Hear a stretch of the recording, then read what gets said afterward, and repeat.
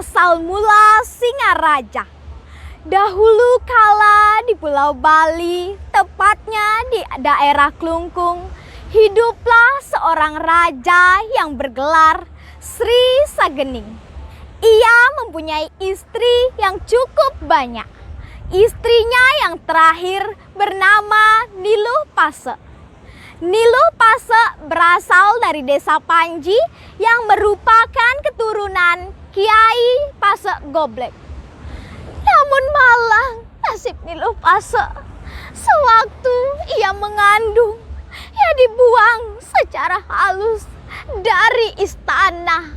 Ia dikawinkan dengan Kiai Jelantik Bogol oleh suaminya. Namun kesedihannya agak berkurang berkat kasih sayang Kiai Jelantik Bogol yang tulus. Setelah tiba waktunya, ia melahirkan bayi laki-laki. Bayi laki-laki itu diberi nama I Gusti Gede Pasekan. I Gusti Gede Pasekan makin hari makin besar. Setelah ia dewasa, ia mempunyai wibawa yang besar di kota Gelgel. Ia sangat dicintai oleh pemuka masyarakat dan juga masyarakat biasa. Ia juga sangat disayangi oleh ayahnya Kiai Jelantik Bogol seperti anak kandungnya sendiri. Nah, pada suatu hari ketika ia berusia 20 tahun, ayahnya memanggilnya. I Gusti, pergilah engkau ke wilayah dan bukit di daerah desa Panji. Mengapa saya harus pergi ke sana, ayah? Tanya I Gusti Gede Pasekan. Di sana adalah tempat kelahiran ibumu.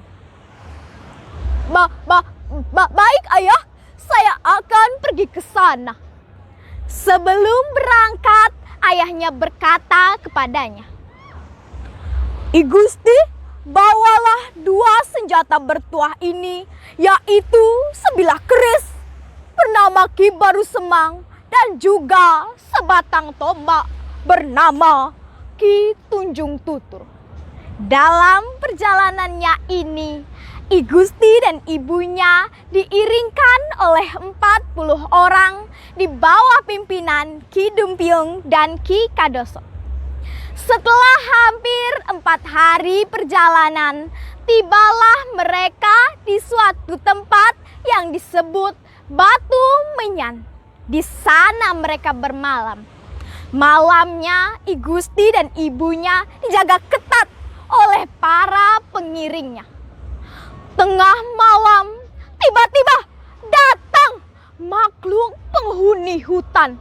Dengan mudah diangkat I Gusti ke atas pundaknya, sehingga ia dapat melihat pemandangan lepas, lautan dan daratan yang membentang.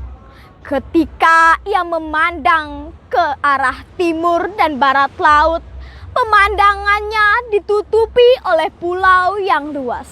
Sedangkan ketika ia melihat ke arah utara, pemandangannya ditutupi oleh pulau yang cukup luas.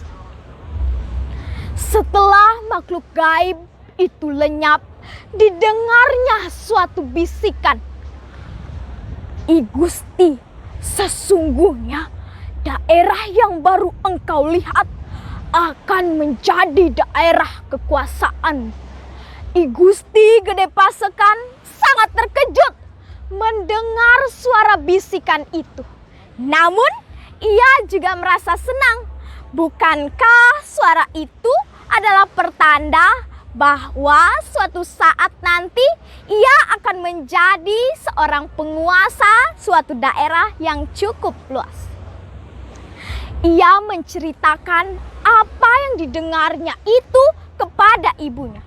Ibunya terus memberikan semangat untuk melanjutkan perjalanan. Walaupun perjalanan ini sukar dan jauh, akhirnya mereka selamat sampai tujuan. Nah, teman-teman, pada suatu hari ketika mereka berada di desa ibunya, terjadilah suatu peristiwa yang menggemparkan. Ada sebuah perahu orang Bugis yang terdampar di pantai Penimbangan. Pada mulanya, orang Bugis meminta pertolongan kepada nelayan di sana. Tetapi nelayan di sana tidak berhasil menyelamatkan perahu yang kandas itu. Nakoda perahu sudah putus asa, tetapi tetua kampung datang menghampiri. Ia berkata, "Hanya seorang yang dapat menolong Tuan," kata tetua kampung. "Siapa? Siapa namanya? Siapa?" "Seorang anak muda, namun sakti dan penuh wibawa. Namanya I Gusti Gede Pasekan." Nah, keesokan harinya orang Bugis itu datang kepada I Gusti Gede Pasekan. Ia berkata, "Kami mengharapkan bantuan Tuan. Jika Tuan dapat menyeret perahu kami ke lautan lepas, sebagian isi muatan akan kami berikan kepada Tuan," kata orang Bugis itu. "Kalau itu memang sudah menjadi janji Tuan, akan saya coba." Untuk menyelamatkan perahu yang kandas itu, I Gusti Gede Pasekan mengeluarkan senjata warisan Kiai Jelantik Bogol. Ia memusatkan pikirannya. Tak lama kemudian muncullah dua makhluk halus dari senjata itu. "Apa yang harus kami lakukan, Tuan?" "Bantu aku menyeret perahu ke lautan lepas." "Baik, Tuan. Baik, Tuan," kata makhluk halus itu.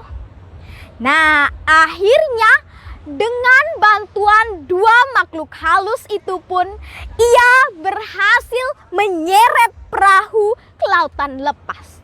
Orang lain jelas tak mampu melihat kehadiran si makhluk halus. Mereka hanya melihat I Gusti Gede Pasekan menggerak-gerakkan tangannya menunjuk ke arah perahu. Karena senangnya, orang Bugis itu pun menepati janjinya. Di antara hadiah yang diberikan terdapat 2 buah gong besar.